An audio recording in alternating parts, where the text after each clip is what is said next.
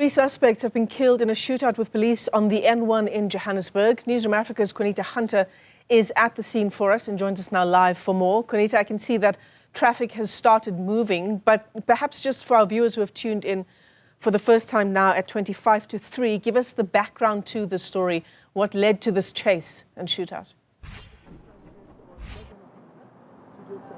Well, Michelle, there was a house burglary that happened in the Sandton area today, and police intelligence were tipped off that it was suspects that they had been involved in numerous house burglaries in the area. It was a Toyota Agya who sort of held up a woman in her home and stole a white polo as well as other belongings. Highway Patrol then spotted that car on the highway here in Sandton between Winnie Mandela Drive and Rivonia Drive, and a shootout then ensued on this highway where 3 of the suspects were fatally wounded. So we've been on the scene just moments after it took place, watching as police officers gathered. Now we saw police forensics arriving at the scene here, as well as emergency services earlier. I'm going to speak now to the police's Lieutenant Colonel Masondo. Colonel, thank you very much for your time. It's pretty much a fresh scene that just happened. Take us through what led to the shootout this morning. Yes, the police received a complaint of a house robbery. And the information was that during that house robbery, the suspects took the appliances. They also took a Polo Vivo from the victims, and was that the suspects are driving in a silver grey Toyota Agya. So now our members then were on the lookout for the suspects, and our members from Highway Patrol, they spotted the 2 vehicles here on the N1 North. As they were trying to stop the suspects instead started firing shots towards the police. The suspects that were driving in the Toyota Agya, and a shootout ensued. As a result, 3 suspects were fatally wounded. And the one that was driving the victim's vehicle, he was arrested without injuries. And we also recovered 2 firearms. And in the car that was driven by the suspects, we also recovered items, appliances that were taken from the house robbery.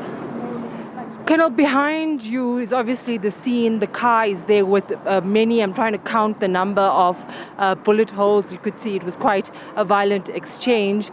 Tell us about the suspects. Where are their bodies, and what happens next? Yes, for now, as you've just said, that our forensic experts they've just arrived on the scene. So for now, 2 of the suspects are still in their car.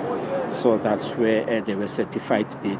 And one who was trying to flee, also shooting at the police, is also lying here. So it's 3 of them that passed away. All right, and any word around what happens next now that the forensics have arrived? What is the process going forward?